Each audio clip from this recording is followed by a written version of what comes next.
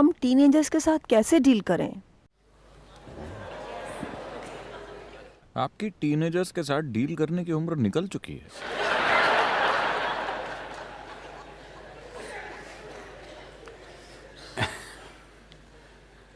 See, देखिए,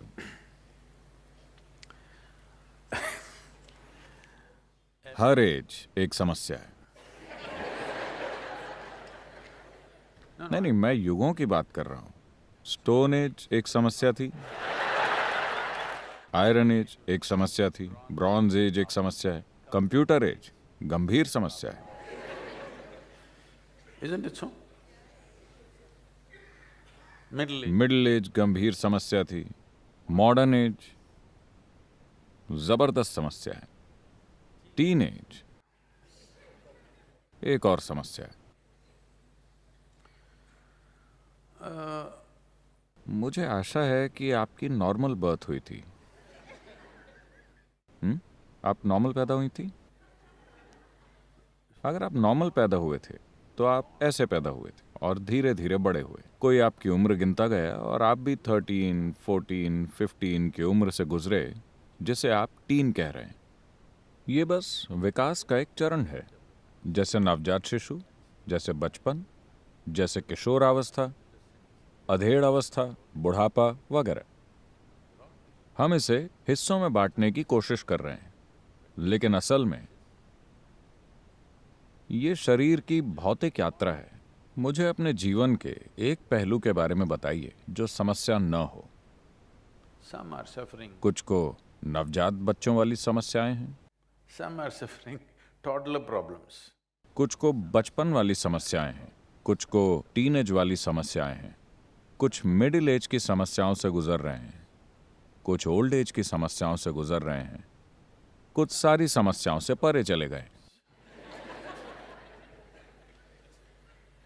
Yes.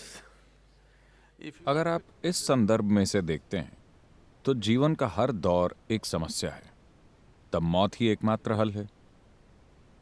अगर आप जीवन के हर पहलू को समस्या की तरह देखते हैं तो हल क्या है? मौत ही एकमात्र हल है।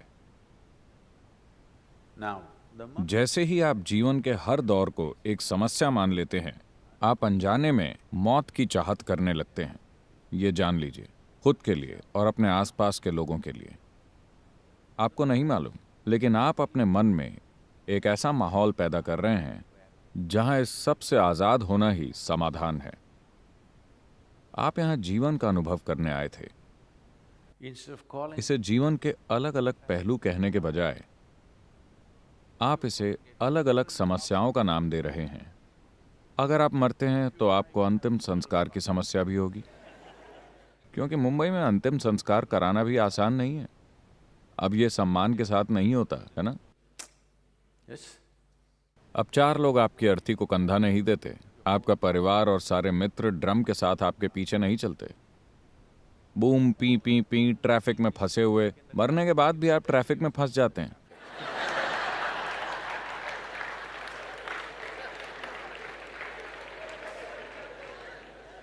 मैं चाहता हूं कि आप इसे समझें। आपके जीवन में कई तरह की परिस्थितियां होती हैं। वो बस परिस्थितियां हैं। उनमें से कुछ को आप संभालना जानते हैं, कुछ को संभालना अभी आपको सीखना है। आप जिसे संभालना नहीं जानते, आप उसे समस्या कहने लगते हैं। जिस पल आप किसी चीज को समस्या कहते हैं, जिस पल आप किसी परिस्थिति को, वो एक साधारण परिस्थिति है, because you have लेकिन चूंकि आपने अभी तक उस परिस्थिति को संभालना नहीं सीखा, आप उसे समस्या कह देते हैं। जिस पल आप उसे समस्या कहते हैं, बुरा अनुभव उसका स्वाभाविक नतीजा होता है। आपके बच्चे बड़े हो रहे हैं, ये खुशी का पल होना चाहिए। हाँ, टीनेजर यानी वो तेजी से बड़े हो रहे हैं। हाँ, या दूसरे शब्दों में, बदकिस्मती से वो आपके जैसे बनना शुरू हो गए और आप परेशान हैं क्योंकि आप देख सकते हैं कि वो आप जैसे बन रहे हैं। मैं समझ सकता हूं।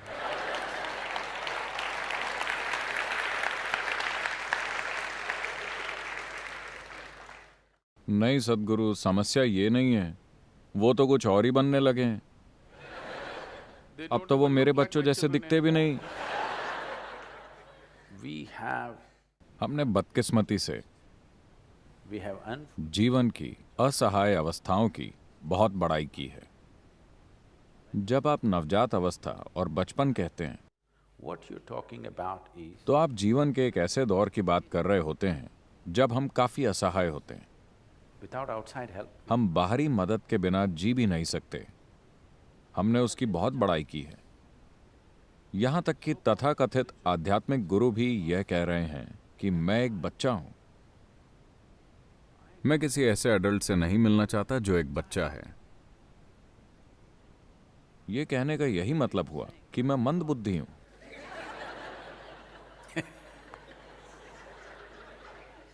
If you अगर आप जीवन भर एक 6 साल के बच्चे के शरीर में अटके रह जाएं, तो आपको बौना कहा जाता है ना? मैं खराब शब्दों का इस्तेमाल कर रहा हूं। यह शब्द शालीनता के हिसाब से ठीक नहीं है। ठीक है, आपको लंबाई की कमी है। vertical impairment has happened to you. If you are stuck in the, अगर आप 6 साल के बच्चे के दिमाग में अटक गए हैं तो आप मंदबुद्धि हैं। नहीं, क्या कहते हैं? what? Huh?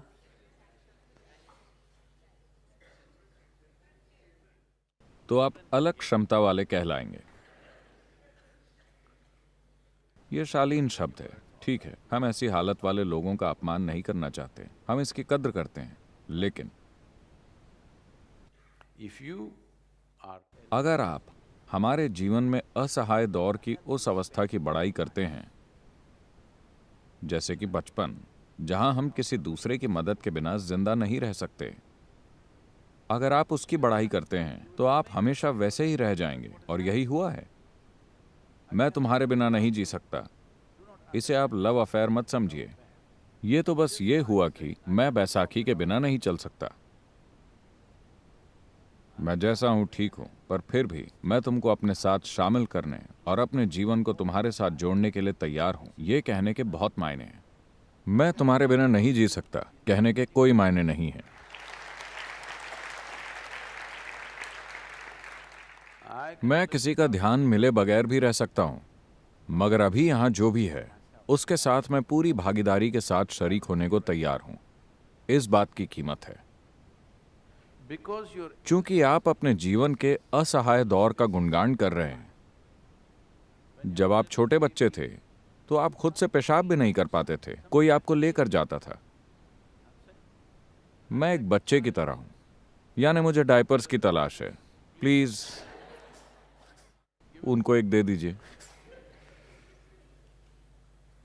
नहीं, अब इस टीनेज के साथ हो ये रहा है कि आप अपने बच्चे के एक असहाय प्राणी होने के आदी हो गए हैं। अब अगर वो खुद अपने पैरों पर खड़ा हो रहा है, आपको ये अच्छा नहीं लगता। आप उसे छोटा बनाना चाहते हैं ताकि आप बूबू बूबू मेरा बूबू। what you need is आपको a खेलने के लिए एक खिलौना या एक गुड़िया चाहिए, या शायद एक कुत्ता।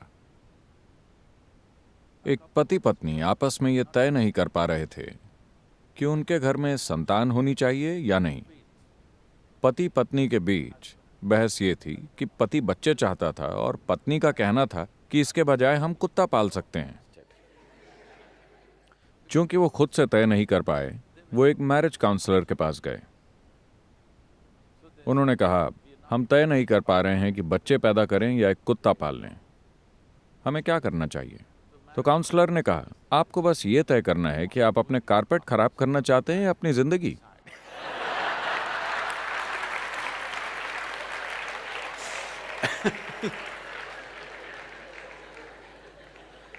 so you must understand तो आपको ये समझना चाहिए, अगर आपका जीवन एक कंक्रीट का ब्लॉक है, जब मैं कंक्रीट का ब्लॉक कहता हूं, इसकी बिल्कुल स्पष्ट सीमाएं होती हैं।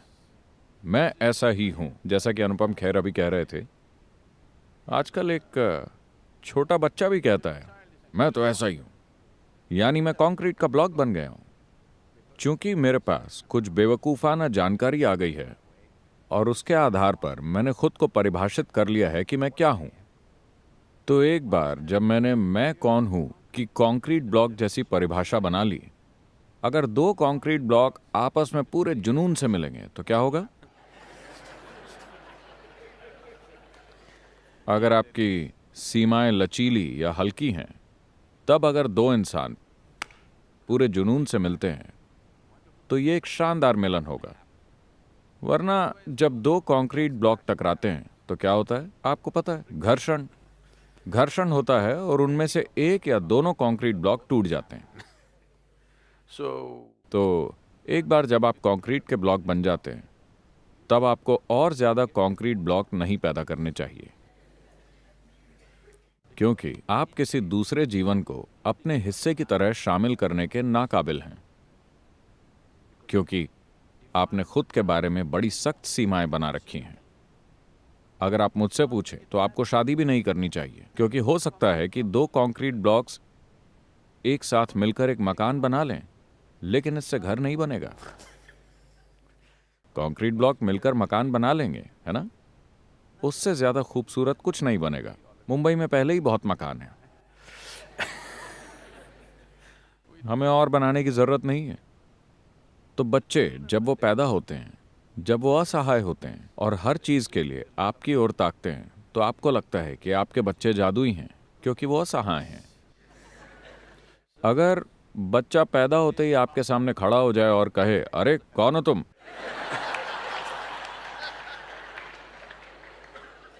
आपको ये बच्चा पसंद नहीं आएगा। लेकिन ये सवाल पूछने में उसे 14-15 साल लग जाते हैं।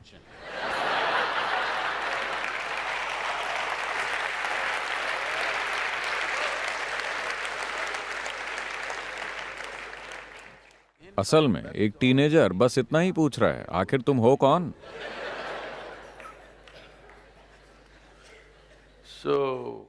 तो अगर आप आए हुए उस नए जीवन के लिए कुछ बनना चाहते हैं, तो आपकी खुद की तय सीमाएं नहीं होनी चाहिए। जैसे कि जब बच्चा छोटा था, जब वो रेंगता था, तो आप भी उसके साथ रेंगते थे। अब आपका टीनेजर झूमना चाहता है, तो आपको भी उसके साथ झूमना चाहिए। नहीं, आप अभी भी उसके साथ रेंगना चाहते हैं। वो इंटरेस्टेड नहीं है, वो आपसे पूछने लगा है। टीनेजर्स की नजरों में माता पिता बेतुके लगते हैं। क्या आपकी नजरों में आपके माता पिता बेतुके नहीं लगे? 12 के होने तक अगर आप खुद बूढ़े ना हो गए हो तो। अगर आप जवानी और जोश से भरपूर थे, तो आपको माता पिता बेतुके लगते थे, क्योंकि वो सोचते थे कि आप भी रेंग रहे हैं और आपके साथ चू चू मुमू पुपू करने की जरूरत है। हर दिन आपके भीतर जीवन बदल रहा है, क्योंकि आप तेजी से बड़े हो रहे हैं और आपके आसपास के मूर्ख ये बात नहीं समझ पा रहे हैं। वो चाहे जो भी हो। आमतौर पर दादा दादी माता पिता की तुलना में ज्यादा प्यार करने वाले होते हैं, क्योंकि वो दूर खड़े होकर काफी कुछ देख पाते हैं। क्योंकि टीनेज का मतलब है कि हार्मोन्स का जहर धीरे धीरे आपके ऊपर हावी हो रहा है। बुढ़ापे का मतलब है कि आप उससे छुटकारा पा रहे हैं। तो वो इस बात को समझते हैं।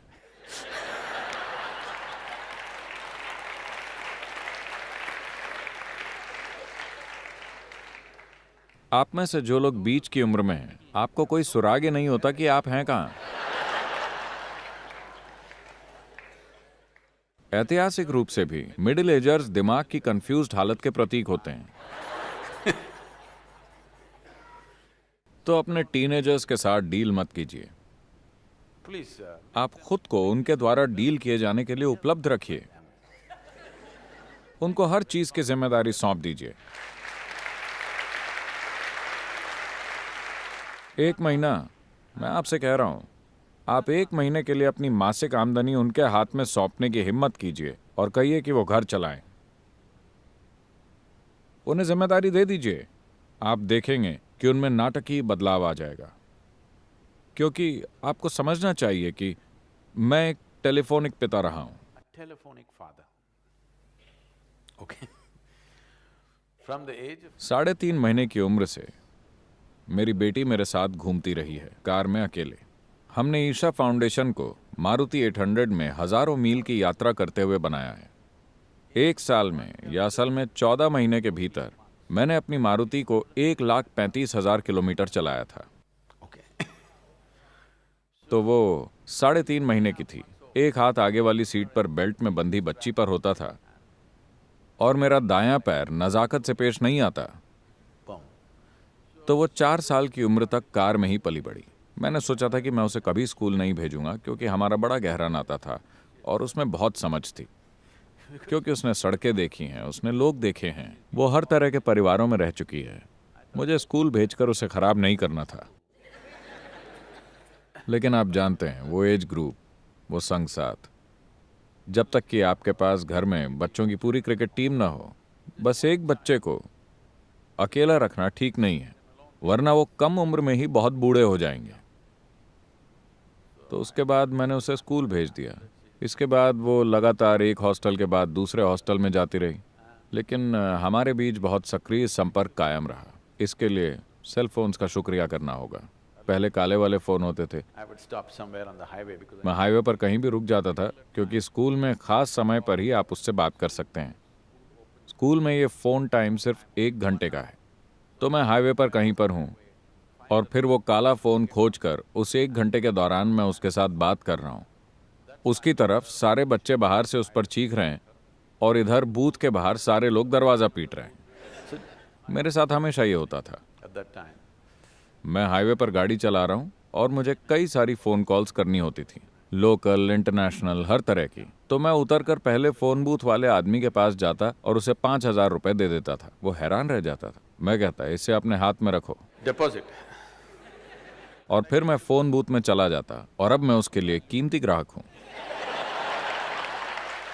दूसरे लोग आते थे और वो 3 मिनट वाली बात करना चाहते थे और वो सब लाइन लगाए खड़े रहते और मुझे देखकर तरह तरह के मुंह बनाते, लेकिन वो बूथ वाला कहता, नहीं, उनको तंग मत करो। क्योंकि 5,000 रुपये हाथ में थे और मैं इंटरनेशनल और हर तरह की कॉल्स करता था, क्योंकि उस समय सेल फोन नहीं होते थे। तो मैं समय निकालकर बात कर लेता था। और उसके बाद वो कॉलेज गई और फिर उसने जो कुछ भी पढ़ा या सीखा, Always on phone and हमेशा फ़ोन पर ही हमने बहुत kept a सक्रिय very संपर्क active कायम रखा है। और हम वाकई कभी घर पर नहीं रहे। अगर वो छुट्टियों में आती तो हम अगले ही दिन कहीं निकल पड़ते, कहीं कहीं कहीं, लेकिन घर पर कभी नहीं होते थे। लेकिन मैंने उसके साथ ज़्यादातर फ़ोन पर एक बहुत सक्रिय रिश्ता कायम रखा। largely on the phone. Thanks to all. Telephone की वेव्स जो चलती रहती हैं, उनका धन्यवाद। तो ये कितना सक्रिय संबंध था, मैं इसलिए बता रहा हूँ क्योंकि जब भी मैं देखता हूँ कि हर बच्चे में खास बुद्धिमत्ता होती है, मैं उसे एक खास बच्ची जैसा जताने की कोशिश नहीं कर रहा हूँ। नहीं, वो बस सामान्य है, लेकिन उसका पालन पोषण निश्चय ही एक खास तरह से हुआ है। अगर वो घर आती है या अगर मेरे साथ होती है तो मैं अपने सारे अहम फैसले उसके हाथ में छोड़ देता हूँ। वो सिर्फ 5-6 साल की थी। मैं लोगों की समस्याएं, फाउंडेशन के मुद्दे, एडमिनिस्ट्रेशन, मैं उसे दे देता था। वो अपने ही अनोखे समाधान पेश करती थी। लेकिन 10 में से 5 बार वो कुछ ना कुछ जबरदस्त हल सुलझाती थी। मैं आपको ये बताना चाहता हूं कि मैं उसे कोई विशेष प्रतिभा वाली बच्ची नहीं जता रहा हूं। बात बस इतनी है कि ज्यादातर लोग बच्चे की बुद्धि को कभी वो मौका नहीं देते, क्योंकि वो बच्चे के साथ बू बू बू डू डू डू करना चाहते हैं। मैंने उसके लिए कभी खिलौने नहीं खरीदे। अगर वो खेलना चाहती थी तो मैं उसे बाहर जंगल में घुमाने ले जाता, उसे पेड़ पर बिठा देता था। उसने पेड़ पर चढ़ना सीखा और वो सारी चीजें। उसे कभी भी खिलौने खरीद कर नहीं दिए। कभी किसी ने गिफ्ट किए होंगे, लेकिन उसकी उनमें कभी रुचि नहीं रही, क्योंकि ज्यादा रोमांचक चीजें मौजूद थी। मैं उसके लिए सांप पकड़ता था, बगीचे की छिपकलियां पकड़ता था, ज्यादा रोमांचक चीजें। Live things to play with. You अगर आप अपने बच्चे के लिए वाकई कुछ करना चाहते हैं तो उन्हें विस्तार पाने का मौका दीजिए, क्योंकि वो बस इतना ही करने की कोशिश कर रहे हैं। केवल उनका शरीर ही नहीं बढ़ रहा है, उनमें एक इंसान होने की संभावना भी विकसित हो रही है। आपको उन्हें विस्तार करने देना चाहिए। इसके बजाय आप ये कोशिश कर रहे हैं कि उन्हें कैसे सिकोड़ा जाए, तब आपको बहुत बड़ी समस्या होगी। अगर आपके लड़के हैं तो आपको एक तरह की समस्या होगी, अगर आपकी लड़कियां हैं तो आपको दूसरी तरह की समस्या होगी। अगर आप रोक लगाने की कोशिश करते हैं, आपको लगता है कि रोक लगाना जीवन को नियंत्रित करने का अच्छा तरीका है। नहीं, जिम्मेदारी उन्हें रास्ते पर ले आएगी। आप उन्हें अपना पैसा सौंप दीजिए और कहिए, इस महीने तुम छुट्टी पर हो, तुम इसे संभालो, तुम जैसा चाहो। आपको डर है कहीं उसने सारा पैसा उड़ा दिया तो क्या होगा। अगर वो उड़ाता है तो जो आपके साथ होगा वही उसके साथ भी होगा। उसे 1 महीने तक झेलने दीजिए। आप कुछ पैसा रिजर्व में रख सकते हैं, लेकिन वो जान जाएगा कि अगर वो सब कुछ उड़ा देता है तो सुबह नाश्ता नहीं बन पाएगा, और उसे ये झेलने दीजिए। दिक्कत क्या है? वो सीखेगा कि जिंदगी किस तरह चलती है। एक सुरक्षित और संभले माहौल में सीखना कल सुबह सड़क पर सबक मिलने से बेहतर है ना?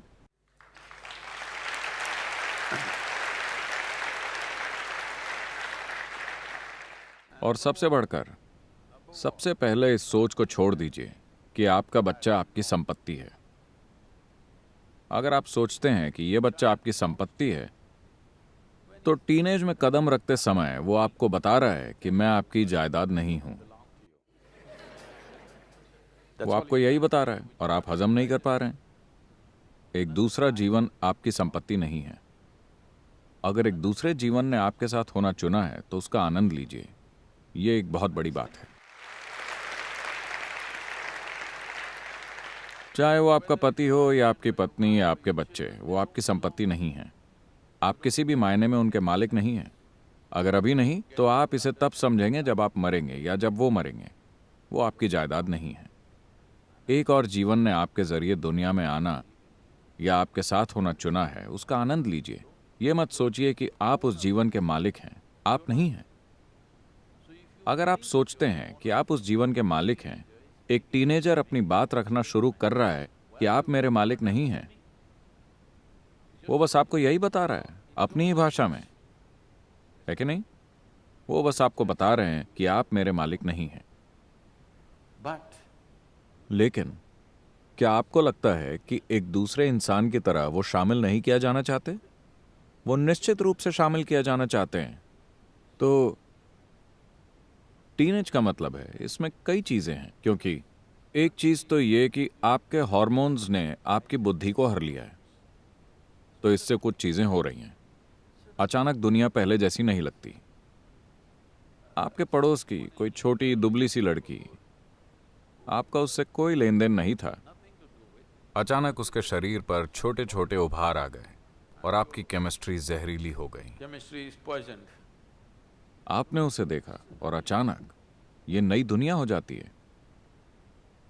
सारी दुनिया अलग दिखती है।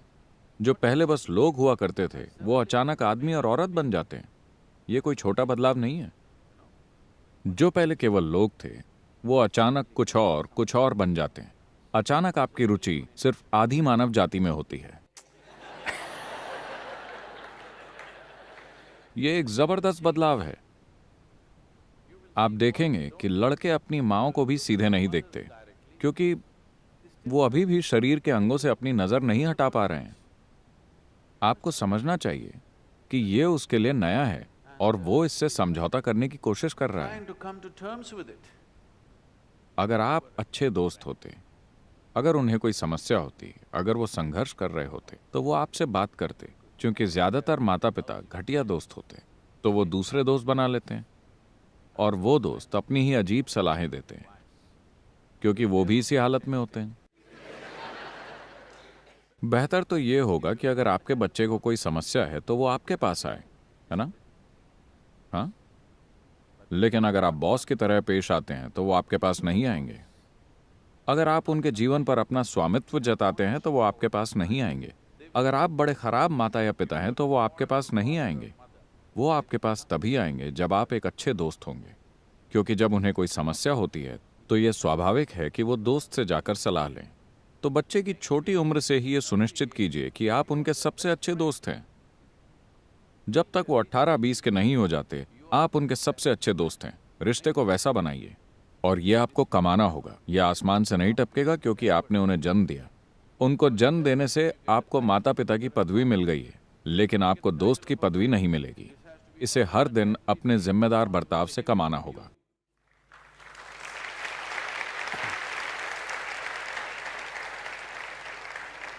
मैं बहुत सख्त नहीं होना चाहता, हम आपको यहीं छोड़ देते हैं।